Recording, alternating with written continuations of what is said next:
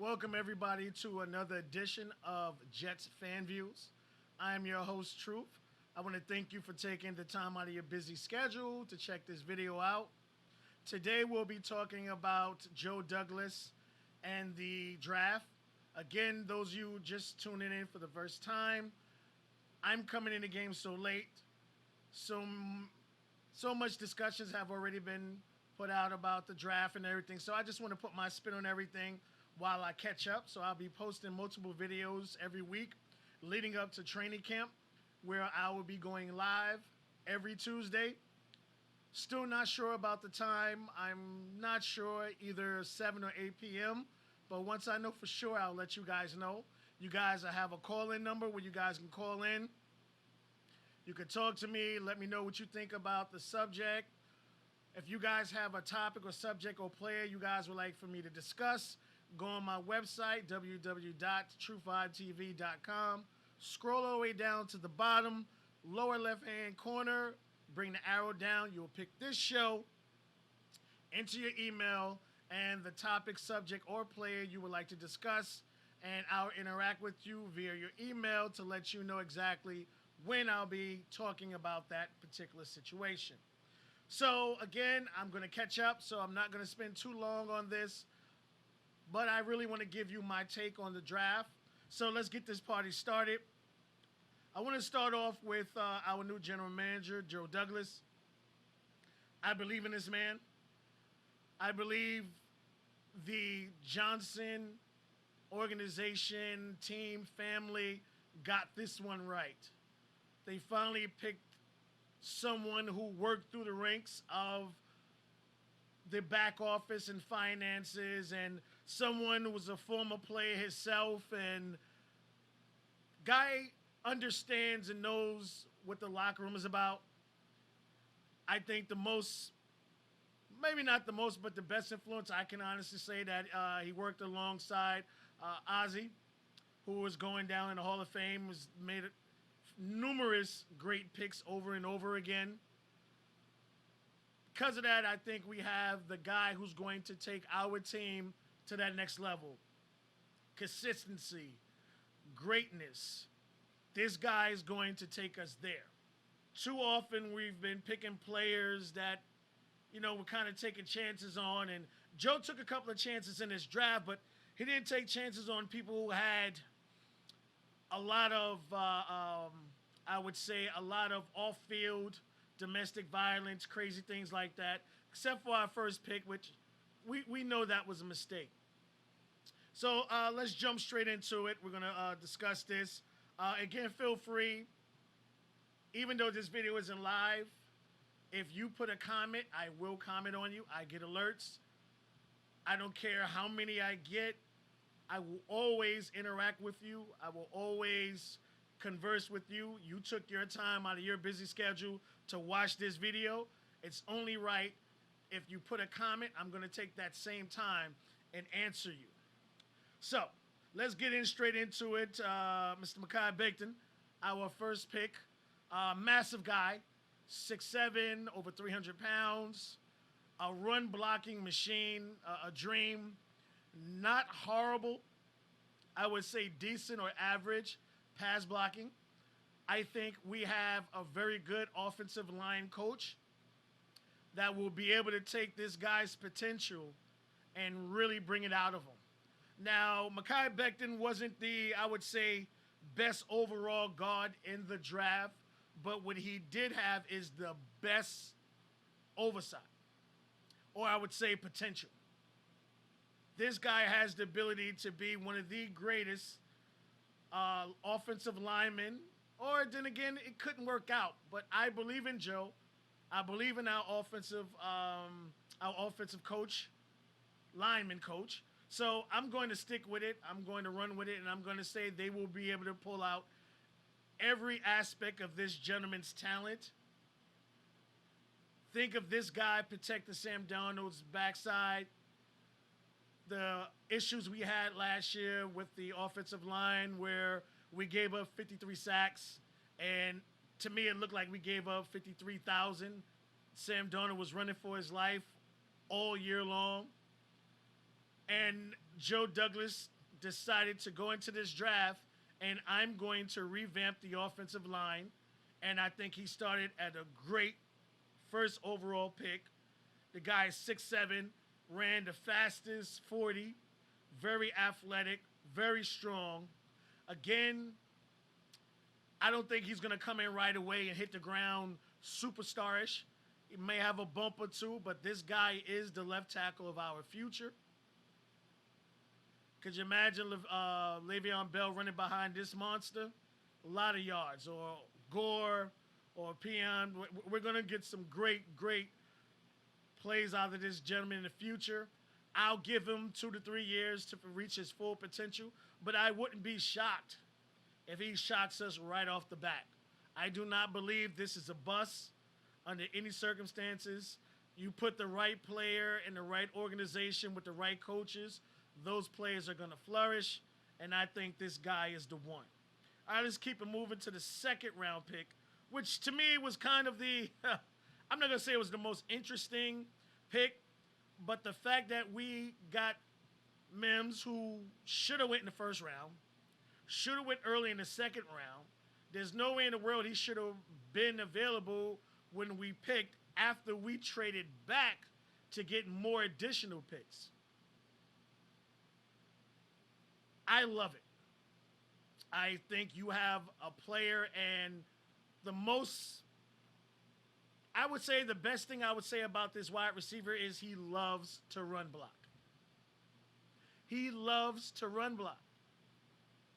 This guy will be replacing Robbie Anderson. I know we brought other people in the free agency. We'll do another video on that. This is a guy who can come in and be a true number one. He has the speed, he has the size, he has the catch radius, and the man goes up and gets the ball. He doesn't wait for it to come to him. He's very aggressive. He's not going to let corners sit there and manhandle him or try to put their hands on him. He's a big, strong guy, fast. So a lot of guys who are sticking this man's going to have to worry about him running right by him. So he's coming in right into a great overall situation. And why do you say it's a great all situation? It's called Ward, our one of our receiver coaches. Why do you think Robbie Anderson took the great leap that he took? It was because of Ward. Hines Ward came in, took Robbie Anderson under his wing, and all of a sudden you see Robbie Anderson running routes that you normally don't see Robbie Anderson running. Now, mind you, Robbie Anderson was already into the league a couple of years. Even though Robbie said, yo, whatever you tell me to do, I'm going to do. Same thing Mims is going to do. First year, he's going to come in. Hines Ward is going to teach him that receiver route tree. He's already looking forward to blocking. He's already said this is his best aspect, is run blocking. Even though he can run with the wind, he can catch the ball, he can jump up and get the ball, he can run block. This is an all well-rounded wide receiver now that's coming in. And you can say whatever you want about Adam Gates. I think he does have a great offensive mind. I think the fact that he brought somebody in like Greg Williams who can concentrate on the defense and he doesn't have to worry about the defense at all, will give him the great opportunity to put as much time and effort into the offense as much as we want. I think this was a phenomenal pick. I think a lot of teams are going to be upset that they let this guy go to be selected the 59th pick. I think it was. The fact that we traded back and we still got him, great move, Joe Douglas. Let's keep it moving. One of the most interesting picks, and this is why I say, as far as a general manager, this guy was thinking steps ahead. He already had rumblings from Adams about a contract. He already knew Marcus May contract is up after this year. A lot of people feel that you can't sign Adams and May. So what does he do? He goes in the third round and picks a all-rounded cornerback, safety, / linebacker. He did it all. This is a guy who walked in Austin Davis. Let me say your name. Sorry. This guy walked on to school. Walked on. Wasn't starting.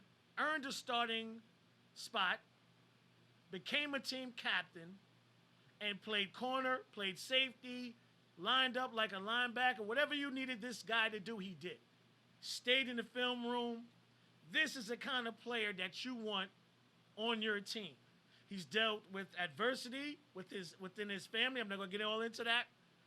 But this guy has dealt with a lot of things, and he still shined, which shows you his thought process, the things that goes through his head. Phenomenal pick. So, when this pick was made, I'm not thinking no Adams. I'm not thinking no May. I'm thinking Davis, May, and Adams on the field at the same time. We're like, wow, well, it'll take a really, really special defensive coordinator that can do that. Our defensive coordinator, who took a bunch of guys who were on practice squads, backup players, and Fakashi was the 5th round overall a couple years ago. You took all these guys and you brought the greatest potential out of them, guys playing multiple places, and they were number 2 on stopping the run. And helped the team get to that 7-9 record. And that guy can pull that 3 safety out of his hat. Our defensive coordinator can do that. But then you want to take it little. Okay, let's say we can't come to terms with Jamal Adams. Replacement right away. Guy can line up on the line. Guy can cover. Guy can tackle. He reads film. He reads quarterbacks. Great hands. Great interceptions.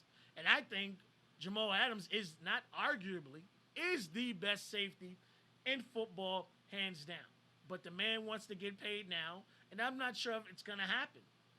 I know next year we'll give him the money, but he's creating a hostile situation environment where he might be moving him on. Or he might hold out. But Joe Douglas thinking so far ahead and making sure as a team we're ready for that. Just in case it happens, you have this man here. Now, of course, I do not want to see Jamal Adams go anywhere. I do not want to see Marcus May go anywhere. And May saved 3 games for us last year? Alone, pass defense, interceptions. This guy is so underrated, it's ridiculous. If it wasn't for Jamal Adams, you would hear more about him. If we lose any one of those guys, this guy can come in and take their place. I'm greedy. I'm a big man. I want all 3. Great pick. Great pick. All right, y'all, let's keep it going. All right, so Jabari Z. So here's the kind of like crazy situation. We needed an edge rusher. We needed someone that could rush the passer. We passed up on Josh Allen last year. Why? So we need somebody sacks.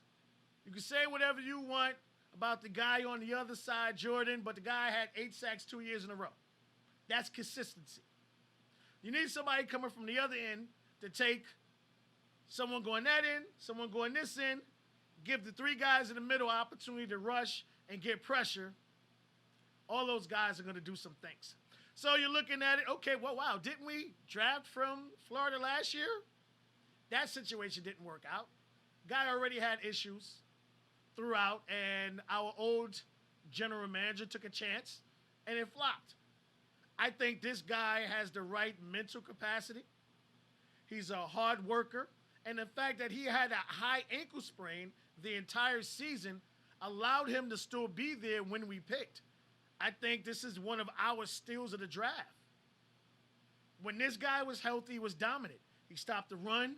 He rushed the passer. He got sacks. He got pressure. He defended passes. When healthy, this guy is a monster.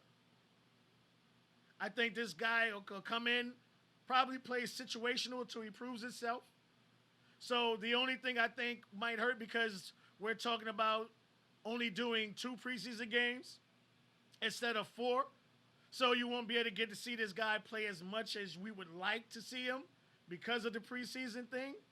But I think this guy is definitely going to contribute this year, and especially when he has a full year under his belt next year, This guy's going to be unstoppable. All right, guys, let's keep it going. All right, so we got plea line. I think this pick, again, later in the draft, a lot of guys have been finding running backs of value, superstars later in the rounds. I'm not going to spend too much time on this guy because we already have this guy on our, well, last year we had him on a roster, and that's Bilal Powell. Same exact player. Hit the hole, hard runner, not the greatest of speed, but good speed, okay? The guy can catch out of the backfield. Bilal Powell. Guy's going to come in, move the chains, make the safeties or linebackers cover him out of the backfield, which will allow other guys to go man-to-man. Great pick. Great pick. Guy spent a lot of time, and he really didn't get that many carries in college, so he's fresh. He's not going to be forced to start this year. He's not going to be forced to back up. He'll probably get maybe 4 to 6 carries per game. Once you rest Bell, you rest Gore. So he'll be behind 2 veterans. I would say, I can say Gore's a future Hall of Famer. So you're learning behind an all-star and a Hall of Famer. Eat him up. Eat all that knowledge up, and next year, you're going to have full range to run all over everybody. All right, so let's keep it going to the most controversial pick to everybody else, not to me. Now, no, I'm not going to say, oh, I knew they was going to pick a quarterback. Of course not. I wanted somebody else at this spot. But when I thought about it more and more, Sam Darnold was picked by the former GM. We all know GMs like to pick their own quarterbacks. So, what does Joe do? Joe picked a quarterback that has went through trials and tribulations, was a captain, has the right mentality and a cannon arm, and I think he's 6'5", 6'6", little athletic, more of a packet passer to me, but you have a guy that can sit for a couple of years, and if Donald doesn't work out, bring him in, which I think Donald will. But what do? There's teams that always need quarterbacks. Trading chip. But for those organizations that brought in a younger player, and if that younger player was better or that other player wasn't as good, you replaced him. Look what happened in Kansas City. Look what happened in what was it, Washington. So when you have this, and even in Seattle, you want to create that quarterback competition. You want that first-string quarterback to be on his job, be on his P's and Q's. Yeah, there's somebody behind you that can replace you. And I also want to explain to people, 2 years in a row, Sam Darnold has not played every single game. And when we did have to go to our backups, we heard it over and over again. Sam went 6-2 last year. I told you that in my last video. So imagine those other 8 games. Or they missed 4 or 5 games. So those other games, the first game, we lost because of the kicker.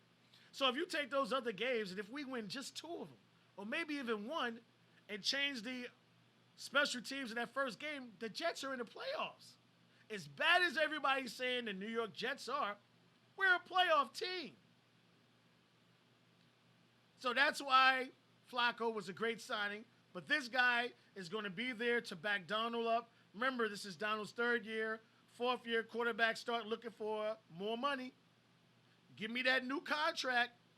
You can say, hey, not so fast. Especially when you got somebody behind him who can play already. Donald will sit there, be quiet, wait his turn, and get his money. So, would I have done it? No.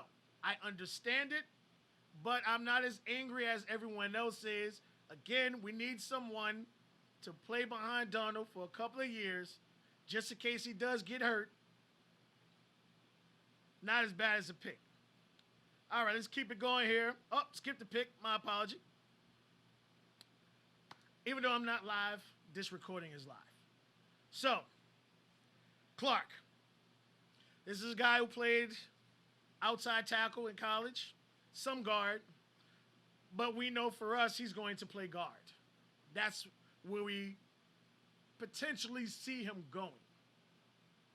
So imagine lining Becton up and putting Clark right beside him. Big guy, physical guy, athletic, can move the pocket. Again, we're talking about running the ball. Good pick.